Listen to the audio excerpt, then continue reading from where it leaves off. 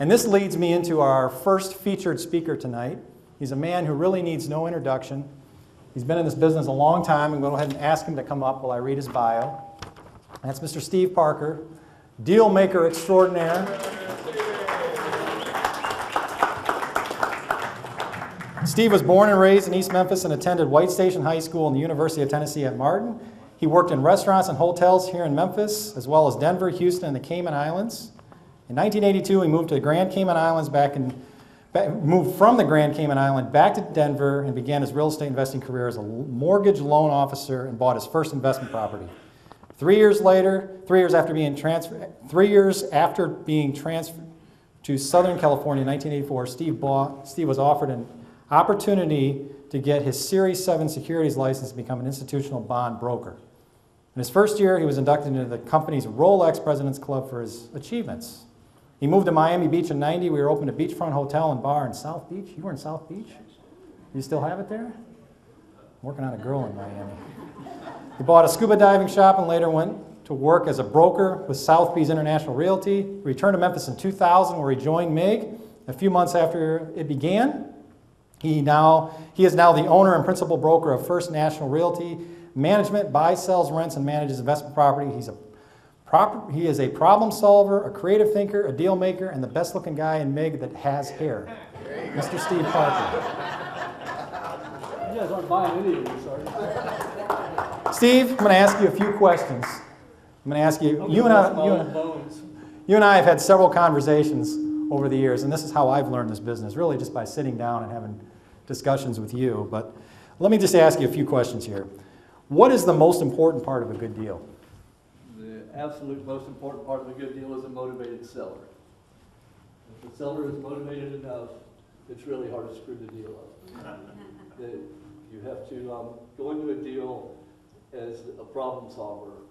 You're kind of a detective. You're trying to find out what the problem is. And the way I learned to start negotiating with people is to ask them this question: why in the world would you want to sell such a lovely house like this? And just let them talk. And the more they talk, the more they're going to help you put the deal together. Now, another interesting question that I often get is, I don't have any money, I don't have any credit, I really can't get into real estate investing. How do you respond to something like that? I think that's the biggest plus you could have getting started. If you don't have any money, you can't lose any money. And if you don't have any credit, you can't sign on any debt. So you got nothing to lose. You got no downside. So that's a great thing. You have to use your wits and your skills and knowledge that you gain here in MIG to putting together a deal, and you can do that, and I do it all the time with next to no money. Now, Steve, we talked about offers earlier in this presentation. Get out and write offers, take action. A lot of people, especially new investors, have this fear of writing offers. What do you recommend for overcoming your fear of writing offers? Well, it can be kind of scary because you're writing an offer that says you're going to perform all these things, and you should live up to what you plan on doing, and therefore build a reputation of integrity and get repeat business. In order to write an offer that you're safe writing, you need to have a contingency, at least one, if not a couple in there. And these can be something along the lines of it's subject to an inspection, that you may have a home inspector do it. It may be subject to financing. You're asking for them to make it subject to you being able to get a loan to buy the house. It can be subject to your partner's approval. You may want to call me or somebody in MIG to come out there and kick the tires with you and make sure you're doing the right thing. So these are things that can keep you from getting hurt. And Steve, some thoughts on getting started. What do you recommend as far as getting started as a wholesaler? One of the most important things about being a wholesaler is to develop some confidence so that you walk into a seller and you act like and you know that you can close a deal. That's what they want. It helps a lot for you to have the experience of doing that. And the easiest way to get experience, I believe, is Craigslist. There are people every day that put up ads that are trying to sell their house. A lot of these people are motivated. It depends on to what degree they're motivated.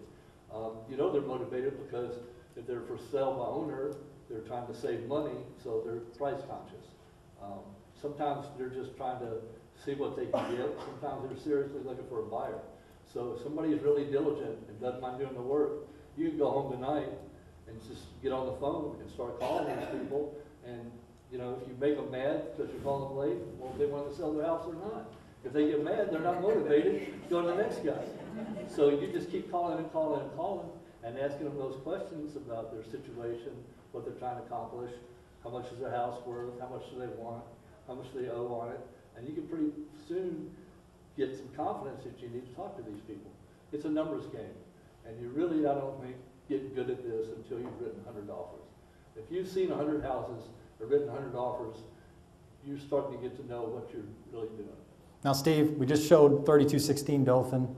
I didn't show the exact numbers for the purposes of anonymity, but I do know that you did pretty well on that deal. We did well too, but you did real well. Now, can you go back to when you were actually working that deal, getting one-on-one with the seller? What some of the conversations were that you had with him? You know, every deal is unique. They're all different. This scenario is, they're all unique scenarios, but they kind of tend to fall into categories. This particular man had an elderly father that he was in the process of putting into a nursing home. And he was a doctor. He didn't need the house. It was in a neighborhood that had deteriorated somewhat over the years, so he didn't expect to get a whole lot out of it. The house was dated. It needed a lot of work, and he just wanted to just get paid and go. And that's the way you can make money as a wholesaler. So I negotiated with him and was able to buy the house at a price that I knew I would have no trouble reselling, and I had it sold. As a matter of fact, I met with him, and his father was going into a nursing home. He called me back the following day, or 2 days later, and said his father had passed away. And the property was in his father's house. So that created a whole new can of worms, because he had power of attorney for his father. Once his father died, the power of attorney is null and void, so that didn't matter anymore. So we had to go through the probate process, and you have to get your attorney involved in it. It just took a little bit longer. It was really no more difficult. It just took a little bit longer to get it to close. So you just kind of have to work through issues like that that happen. Interesting. Last question. What's the best advice you can give to these people here? The best advice that I give to everybody here is to just be yourself, because nobody can do that as well as you do that. And when you are genuine and you're talking to people and you're exposing your true self, that's when they get to like you and trust you, and that's when they'll do business with you. That's what I think. Fantastic. Steve Parker, everybody. Thanks a lot, buddy.